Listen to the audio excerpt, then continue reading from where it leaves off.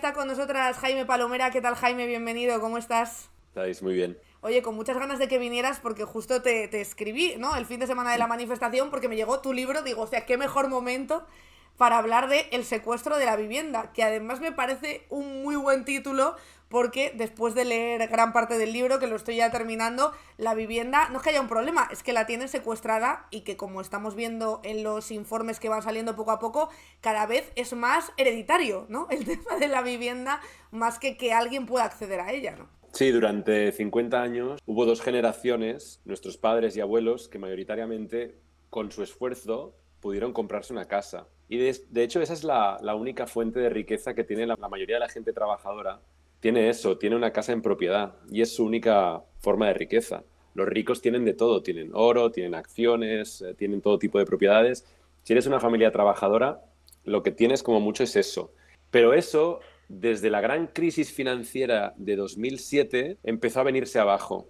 Y desde entonces lo que ha pasado es que lo que sería la llamada clase media se va estrechando. Y eso tiene que ver no tanto con los salarios como con las propiedades. Este es el tema central, Mm. la riqueza. Y la cuestión es que la riqueza está fluyendo hacia arriba como nunca, como no había pasado en décadas. Un dato, en los últimos 15 años han salido al mercado del alquiler 1,3 millones de viviendas. ¿Se han construido 1,3 millones de viviendas? No. Entonces, ¿de dónde salen? Pues eso eran casas de familias trabajadoras, pequeños propietarios, que o bien las perdieron o bien se las tuvieron que vender. ¿Y quién se las está quedando? Pues la mayoría de casas se las quedan individuos y familias ricas o muy ricas que ya tenían muchas propiedades y que lo que están haciendo es comprar casas como quien compra oro para ponerlas en mercados de alquiler hiperrentables, y lo hacen no porque sean buenas o malas, sino simplemente porque tienen que decidir dónde invierten y dicen, mira, esto nos da mucha Claro. rentabilidad y esto está disparando la desigualdad. Cuantas más casas compran, más difícil es para la gente trabajadora comprarse su pisito porque su precio no para de subir del mismo modo que pasa con el oro. De hecho, hay una de las páginas que tengo yo marcadas en uno de los capítulos que hablas de la trampa de la construcción, que justo dices, ¿qué número de pisos haría falta construir para solucionar la crisis? 2 millones, 3 millones, a partir de la idea de que el problema de la vivienda se resuelve con un simple aumento de la oferta. Cada día se publican titulares como este en los medios de comunicación. La propuesta de construir casas a mansalva como la solución mágica que bajará precios, sin embargo, es todo un disparate. Así que ya que estás aquí, te pregunto, ¿por qué es un disparate? Y sobre todo, ¿por qué, sabiendo ya que lo es, no dejan de ofrecer eso como solución? Tanto PP como PSOE, como prácticamente todo el espectro político, ¿no? Sí, el tema es que la gran mayoría de economistas y de expertos que salen en los medios están lavándole el cerebro a la gente, y lo digo así de claro, porque le están diciendo a la gente que la vivienda, el mercado de la vivienda es un mercado normal, donde si tú subes la oferta de mercado, pues bajará el precio. Eso, para empezar, no ha pasado nunca en este país. Desde los años 60, todos los booms que ha habido de oferta, y esto lo enseño en el libro, todos los booms donde se ha construido más que nunca, han coincidido con aumentos de precio, hasta que ha venido una crisis terrible. Pasó en el boom de los 60, en los 80, en los 90. Eso por una parte. Y por otra, la cuestión que es de concepto es entender que las viviendas se construyen sobre un bien que es súper escaso, que es el suelo. Tú no puedes crear suelo como quien se pone a construir iPhones o zapatos. Tienes el que te ha dado la naturaleza y lo tienes ubicado en las ciudades donde la gente necesita vivir, donde está la actividad económica. Claro. Eso por una parte. Y por otra es un bien de primera necesidad que la gente no puede sustituirlo por otra cosa. Tú puedes dejar de consumir fruta, pero no puedes dejar de consumir casas. No. Necesitas un techo. Eso hace que quien posee las viviendas y el suelo esté en una posición de monopolio. No significa que se pone de acuerdo con los otros propietarios para fijar precios, sino que está ajeno a las leyes de la oferta y la demanda. Por mucha oferta que se genere, quien posee suelo y vivienda en las ciudades donde todos tenemos que vivir puede subir el precio por encima de los salarios y de la economía real.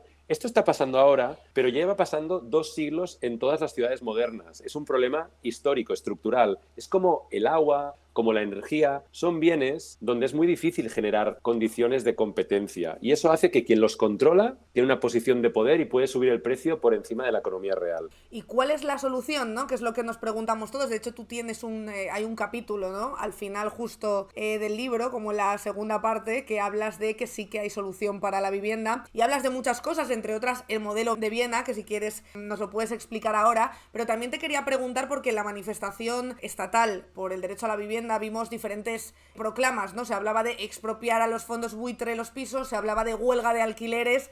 Hay diferentes opciones en el aire. ¿Por dónde crees tú que va a venir la solución a la vivienda o que debería venir? O sea, lo primero que hay que hacer es frenar el gran acaparamiento. En los últimos 20 años estamos viviendo un proceso de acaparamiento brutal, donde los que tienen mucho dinero se van comprando casas. Los datos están ahí. La mayoría de las ventas y la mayoría de las compras se hacen sin hipoteca. Resulta que cuando preguntas a quien se está hipotecando para qué es la hipoteca, la mayoría también es para comprar vivienda como producto de inversión. Sí. Todo esto lo que está haciendo no es solo que está repartiendo la riqueza de manera desigual cada vez más, ¿no? Los más ricos tienen cada vez más propiedades, sino que además, a través del control de esos activos, chupan de los salarios de la población trabajadora. Claro. Porque la gente que tradicionalmente se hubiera comprado su primer casa, que no puede competir con los que tienen tanto dinero que pagan a tocateja, sin hipoteca. Es imposible competir con ellos para la mayoría de la gente. ¿Qué hacen las personas normales? Se ven obligadas a vivir de alquiler en las casas que han comprado esos propietarios y a pagarles buena parte de su ingreso. Eso es un desastre, porque no solo genera desigualdad, sino que carcome la economía productiva. Esto lo explico muy brevemente. Sí. Es muy importante esto. Si la gente destina una parte cada vez más grande de su salario a pagar el alquiler, luego tienen menor capacidad de consumo. Eso hace que a las empresas les cueste más vender y al final los beneficios de esas empresas productivas bajan. ¿Qué pasa entonces? Que las personas que tienen mucha pasta, muy ricas, tienen aún menos incentivos para invertir en esas empresas productivas y para seguir comprando casas. Claro. Es un círculo vicioso que hay que romper y por eso digo que la primera solución pasa por revertir el acaparamiento y hacer que las propiedades, las viviendas, estén distribuidas entre la población. Es decir, deshacer lo que se ha hecho en las últimas 2 décadas, que es que la propiedad se ha ido concentrando para que la gente trabajadora se pueda comprar su primer piso. ¿Cómo se hace eso? Si te vas a comprar tu primera casa, no tienes ninguna, todas las facilidades fiscales. Ahora mismo, una familia trabajadora en la mayoría de comunidades autónomas tiene que pagar un impuesto de transmisiones patrimoniales. Eso significa que si la casa vale 300.000 euros, además de toda la pasta que tienes que meter, le tienes que pagar al gobierno 30.000 euros a la administración. En cambio, los que tienen muchas casas y están especulando con ellas, no pagan impuestos. Lo recordaba la ministra de Vivienda, bueno, la semana antes, ¿no? De la manifestación de vivienda por lo de la declaración del IRPF. Los beneficios de los caseros, decía. Exacto. Claro. Entonces, aquí la cuestión fundamental es que los que no tienen casa tengan todas las ayudas fiscales para poder tener una y que aquellos que ya tienen, pues se les suben los impuestos para que no tengan incentivos, que si tienen pasta, pues lo inviertan en otras cosas. Estos días he estado explicando esto y la respuesta de algunos, de una minoría, pero muy ruidosa en las redes, es que esto lo que va a hacer es que se hunda la construcción. No. Es que yo no te estoy hablando de limitar al que construye. No. Te estoy diciendo de poner límites al que está especulando con las viviendas, acaparando. Y no le digo que no compre, le digo que si usted se pone a acaparar viviendas, yo le voy a subir los impuestos, claro, porque esto es insostenible. ¿Y quién hace esto desde hace muchos años? Singapur. Singapur ayuda a la gente a comprarse su primer casa a condición de que luego, si te la vendes, no puedes venderla por un precio mayor que el que tú has pagado, más la inflación, así evitas que cualquier persona se sume a la especulación, claro, que es lo que no se ha hecho nunca en este país. Y, por otra parte, lo que hacen es que a partir de la segunda a la tercera vivienda es un impuesto progresivo. Es como el IRPF, pero en vivienda. Cuantas más viviendas quieres comprar, pues más impuestos vas a pagar. Tendría sentido, ¿no? En el Monopoly se pagaba más según tenías casas, hoteles, ¿no? La cuestión entonces es que los ricos paguen más, porque aquí el problema va más allá del tema de las casas. En general, los ricos están acumulando muchas propiedades y a través de las sociedades que utilizan están pagando menos impuestos que nadie. O sea, estamos sosteniendo el sistema, la gente trabajadora, somos los que más impuestos pagamos. Claro. Sí. Esta es una cuestión fundamental. Y luego hay otras, por supuesto. O sea, por ejemplo, por una parte, revertir el gran acaparamiento y facilitar que quien no tiene casa y está en condiciones de comprarla, pues pueda hacerlo.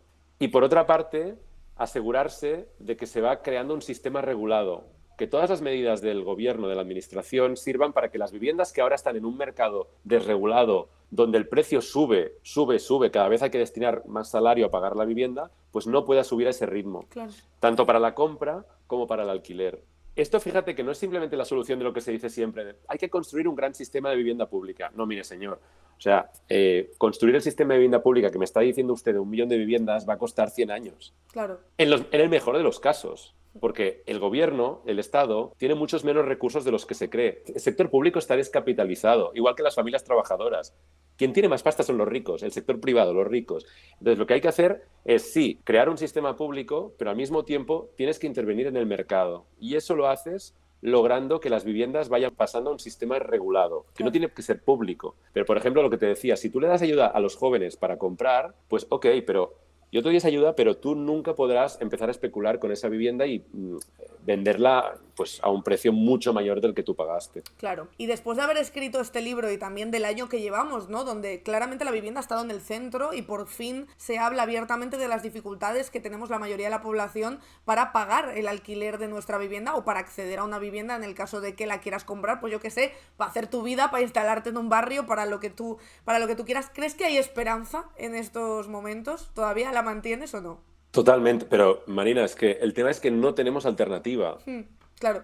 O sea, solo nos queda tener esperanza, lo digo de verdad, porque yo creo que no somos conscientes de lo mucho que puede empeorar la situación. Para nuestra generación, para la que viene detrás, o sea, generación tras generación, la máquina en la que estamos ahora, la máquina del rentismo, va a generar cada vez más desigualdad. Ese círculo vicioso, endiablado en el que estamos, solo nos va a llevar a peor. Entonces no nos queda otra alternativa que frenar los pies a esta dinámica. Y yo tengo la esperanza de que también hay una cuestión fundamental. Las generaciones actuales han visto cómo sus padres lograron vivir mejor que sus abuelos, ¿no? La idea de que voy a vivir cada vez peor y peor y peor es para mucha gente intolerable. Yo estoy seguro de que lo que estamos viendo ahora es solo el principio de un conflicto que va a ir a más. Sí. Porque estamos hablando de que le estás diciendo a mucha gente joven, yo conozco a mucha gente joven, trabajadora, que la idea de tener casa, tener hijos, es como, me estás tomando el pelo. La cuerda se está tensando mucho. Sí. Y si tú miras, ¿quién está en las manifestaciones? Es verdad que hay gente de todas las edades, de todos los lugares. Sí. Es verdad, pero hay mucha gente muy joven que yo no había visto en mucho tiempo. Yo tengo 42 años. Estoy viendo gente que tiene 20 años menos que yo, incluso menos. Sí. Y eso es muy buena señal. Hay motivos para la esperanza, pero es que no nos queda otra. Y fíjate que aquí en el chat hay mucha gente que dice que lo ve muy negro, pero yo también, viendo la masa de gente y lo que moviliza la vivienda y lo que se habla de vivienda ahora y que verdaderamente es algo que ahora mismo mueve el voto, puede mover el voto de mucha gente de cara a unas elecciones, por ahí creo yo que puede venir la esperanza de que cambien las cosas, cuando vean que pueden perder poder por culpa de no legislar o no regular la vivienda de una manera que todos podamos acceder a ella, ¿no? Es que sí, y además va a definir totalmente, cada vez va a definir más el voto, está pasando en toda Europa. Va a haber fundamentalmente dos posibilidades. Ya lo estamos viendo en algunos lugares de Europa, también, por ejemplo, aquí está pasando ya en Cataluña, que las nuevas derechas están diciendo, mira, si no tienes casa es por culpa de los inmigrantes y del aumento demográfico. Y están haciendo mucha demagogia con eso. Lo hizo Trump ya hace años. Fíjate que Trump, en su primer mandato, se metía todo el rato con el inmigrante y no hizo otra cosa que aumentar los flujos de inmigración, porque es que la economía depende de eso. La otra vía es explicar que el problema no lo tienes con el inmigrante o el expat o el nómada digital que está llegando a tu ciudad, sino con los ricos, que son quienes están comprando casas y destinándolas a alquiler de temporada, alquiler turístico. Quien está generando las condiciones para que en tu ciudad, en lugar de vecinos, haya gente de paso todo el rato, no es el expat, es quien tiene la propiedad del suelo y de las casas. Y esto no son los pequeños propietarios. En esto también nos tenemos que meter en la cabeza que la inmensa mayoría de personas que tienen una vivienda en alquiler, esa vivienda en alquiler es una parte muy pequeña de su ingreso. Es un 9% de sus ingresos. La mayoría de su dinero viene del trabajo que hacen. Si miras los más ricos, los que cobran más de 600.000 euros, que es una minoría de contribuyentes, pues resulta que los ingresos por alquiler son el 35%. Claro. Lo digo porque hay un debate que hay gente que se está equivocando y me dice, oye, te estás metiendo con el que tiene dos casas. No. Yo cuando hablo de gente con dinero, hablo de gente con mucho dinero. Estos son los que están moviendo el mercado del alquiler. Sí, totalmente. Oye, Jaime, pues ojalá haya esa esperanza. Yo también creo que se están moviendo muchas cosas. Nos quedamos con tu libro, muy necesario, y muchas gracias por explicarlo, porque como dices, en los medios de comunicación y sobre todo entre los expertos en vivienda se mueven muchos intereses, también de inversión inmobiliaria, y es importante que ya vayamos sabiendo también lo que hay y lo que nos quieren vender que hay. Muchísimas gracias, Jaime, ha sido un placer como siempre tenerte con nosotras. Gracias a vosotros, Marina. El libro es básicamente, es más que un libro para mí, es una herramienta útil que hemos construido. Yo lo he firmado, pero hay mucha gente en Hidra, en los sindicatos de inquilinos trabajando desde hace años. Es una herramienta que esperamos que sea útil para todas las personas que quizá no tienen tiempo para salir a la calle, pero que lo que es muy importante es que sea consciente de la gravedad del problema, que si Total. crees que no te afecta, estás equivocada. Este problema te puede llegar a afectar tarde o temprano. A ti, a tus amigos, a tus hijos. Es importante, puede parecer un cliché, pero que tenemos que despertar. Sí, totalmente, totalmente, Jaime. Nos quedamos con eso. Muchísimas gracias por Gracias pasarte a y vosotros. cuando quieras eres bienvenido. Ahí teníais a Jaime Palomera, que como os decía, ha escrito este libro, que es maravilloso. Mira, un buen libro para leerte de cara a comidas familiares o a reunión con esos amiguitos que dicen que es que el mercado hay que dejarlo ir, ¿verdad? Que se regula solo. Se regula solo concretamente de herencia a herencia, ¿eh? Se va pasando de abuelos a hijos, de padres a hijos, etcétera, etcétera. Y para regalarlo también, porque es cierto, cada vez menos gente, porque yo es que me acuerdo, y creo que lo hemos comentado aquí, y ya paro con las anécdotas de la abuela Cebolleta, porque es que soy mayor, chicos, me hago mayor. Pero me acuerdo de cuando empecé a contarle a mi madre el problema con los Airbnbs en Madrid, que ella no lo entendía, y tenía amigas que tenían un Airbnb en Madrid y decían, ay, pues mi amiga, fíjate lo que le ha sacado a este piso por hacerlo Airbnb en vez de alquilarlo como piso. Hace, ¿qué te diría yo? 3-4 años cuando empezó el problema. Y yo le decía, mamá, que esto está siendo una movida. Y claro, ahora pasa en León, ahora pasa en todas las ciudades. Ya no hay ciudad que pueda huir, ni pueblo, porque se llaman mucho los alquileres rurales. Y es muy bonito ver cómo la gente se da cuenta, muy triste, pero muy bonito ver cómo es algo de todo el mundo. O sea que para los que todavía no hayan despertado también, yo les regalaría este libro, porque como os digo, es muy interesante.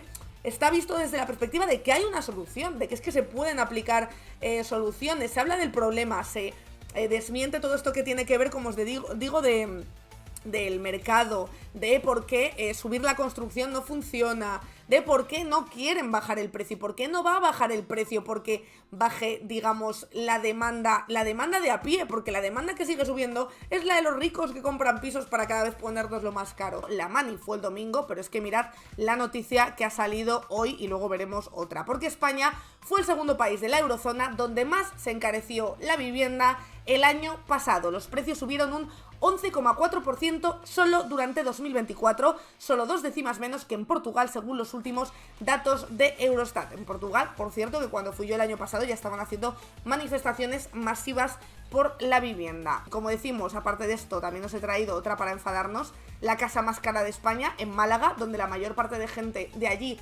no puede vivir porque el precio en Málaga es una verdadera barbaridad. Málaga es el lugar en el que la ministra de Vivienda, si es que se le puede llamar así, Isabel Rodríguez, dijo aquello de ¿quién le va a poner los espetos a nuestros turistas si nuestros turistas no pueden permitirse un piso? Lo mínimo, claro, que se permitan un trastero, joder, porque es que si no, ¿quién va a trabajar para nuestros jefes, que son los turistas que vienen aquí a gastarse el dinero?